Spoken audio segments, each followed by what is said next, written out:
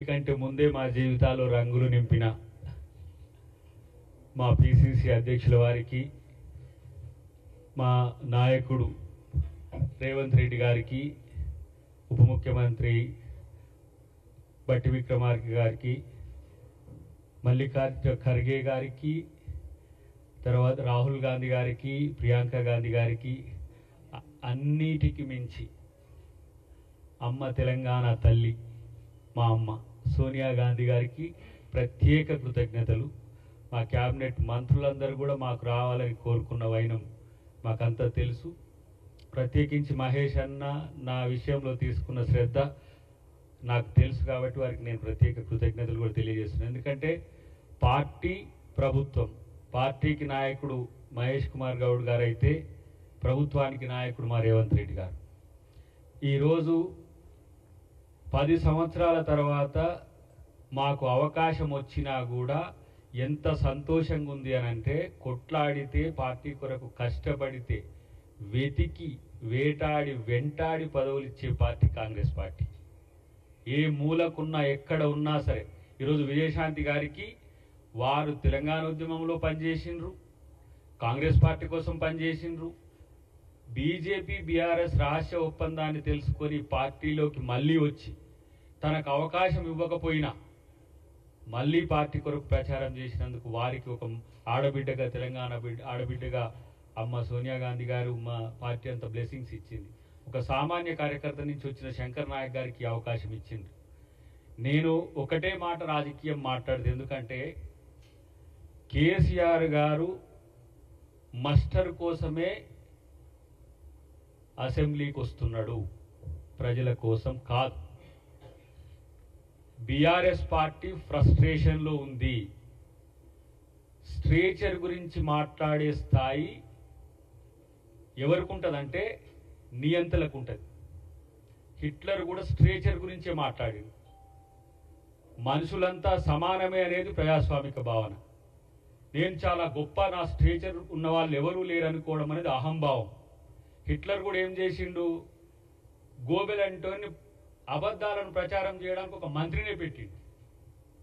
ఇవాళ కేసీఆర్ చేస్తున్నది కూడా అదే, ఇవాళ జగదీష్ రెడ్డి చేసిన పని అదే. ఆయన ఆస్కార్ లెవెల్లో నటిస్తున్నాడు. 9 సంవత్సరాల అధికారంలో ఉండి ఎస్ఎల్బీసీ 8 కిలోమీటర్లు మీరు 300 కోట్లు తవ్వలేదు, మరి మీకు ఏడుపెట్లు వస్తున్నది?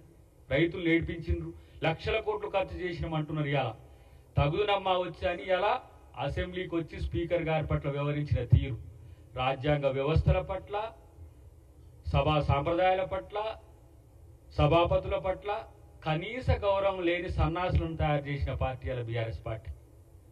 మీరు అనుకుంటున్నారు తెలంగాణ ఉద్యమంలో మేము తెగించి కొట్లాడినాం, మాకు నోరుంది, మేము ఏమైనా చేయొచ్చు అంటే, ఇగో ఇక్కడ ఉన్నాం. మీరు పండుకున్న రోజు కొట్లాడిన వాళ్ళం మేము, రాములక్కైనా నేనైనా. నా పార్టీ తెగించి తెలంగాణనిచ్చి ఒక ఆంధ్రప్రదేశ్లో పార్టీ అధికారాన్ని పోగొట్టుకున్నది, అయినా సరే తెలంగాణనిచ్చిన చరిత్ర కాంగ్రెస్ పార్టీ. మీ త్యాగాలు ఎక్కడున్నాయి?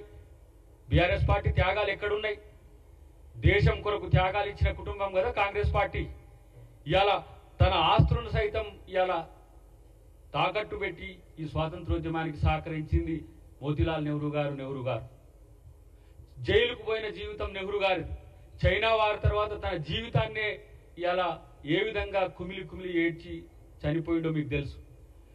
నా దేహం ముక్కలైన ఈ దేశాన్ని ముక్కలు కానియనని చెప్పిన ఇందిరాగాంధీ తెగో కింద మీరు ఎంతరా బాబు. శ్రీలంకకు శాంతి సేనలు ప్రపంచ శాంతి కొరకు పంపించిన రాజీవ్ గాంధీ ఈ దేశం కొరకు త్యాగం చేసిన కుటుంబం. 2 పిల్లల్ని, చిన్న పిల్లల్ని సంకర పెట్టుకొని దేశం కొరకు పోరాడిన సోనియా గాంధీ తెగువ కింద మీరు ఎంత.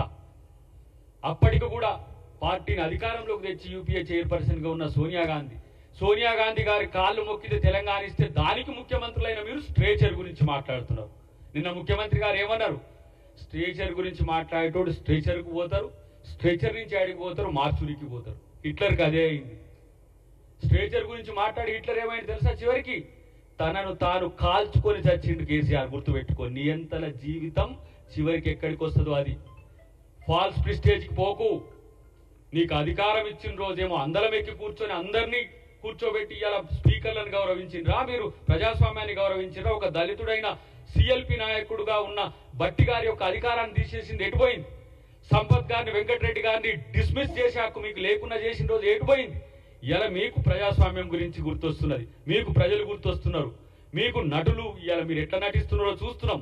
కొంతమంది మీడియాలో కొంతమంది ఉన్న వాళ్ళని తీసుకొని పోయి మీరు నెలకు ₹1 కోటి ఇచ్చి బ్లాక్ మైకులు పెట్టించి ఇలా ముఖ్యమంత్రి గారిని తిట్టిస్తున్నారు. సిగ్గు అనిపించట్లేదా మీకు?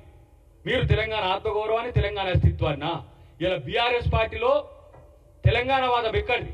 తెలంగాణ రాష్ట్ర సమితి అనే పదమే తీసేసి భారత రాష్ట్ర సమితిని పెట్టుకున్న దద్దమ్మలు మీరు. మీకు తెలంగాణ గురించి మాట్లాడే నైతిక హక్కు ఎక్కడి? బడికి రానోడు ఇలా పాఠాలు చెప్తున్నాడు, అసెంబ్లీకి రానోడు ఇలా నల్లికుట్ల వేషాలు వేసుకుంటా సన్నాసులతో, దద్దమ్మలతో ఇలా ముఖ్యమంత్రి గారి నుంచి మొదలు పెడితే స్పీకర్ గారి వరకు ఇట్లా చేస్తున్న విషయం గుర్తుపెట్టుకుని తస్మాత్ జాగ్రత్త. తెలంగాణ సమాజం మీ స్ట్రేచర్ను పాతాళంలోకి తొక్కింది. నీలాంటి నియంత్రణ తొక్కి ఇలా రాహుల్ గాంధీ గారి నేతృత్వంలో రేవంత్ రెడ్డి గారు ఈ రాష్ట్రానికి ముఖ్యమంత్రిగా అయ్యారు. నీకు ఇంత క్రెడెన్షియల్స్ ఉన్నాయి, నేను తెలంగాణ తెచ్చినా అది తెచ్చినా అని చెప్పి గఫాలు కొట్టుకున్నారు కదా. ప్రజలు ఎందుకు మిమ్మల్ని ఓడగొట్టిండ్రో కనీసం ఆత్మపరిశీలన చేసుకోలేని, సిగ్గులేని మీ బతుకులకు ఇలా స్పీకర్ గారిని అనే స్థితి వచ్చిందా? దళితుడిని ముఖ్యమంత్రి చేస్తా అన్న నువ్వు ఇలా దళితుడు స్పీకర్గా ఉంటే కూడా ఓర్వలేని స్థితిలో మీ పార్టీ పరిస్థితి వచ్చింది. కాబట్టి మిత్రులారా, ఈ అవకాశం నాకు పార్టీ సుదీర్ఘకాలం నేను పనిచేసిన తర్వాత నన్ను గౌరవించి నా కుటుంబాన్ని నన్ను ఒక మంచి దృష్టితో చూసి నాకు ఇచ్చింది పార్టీకి.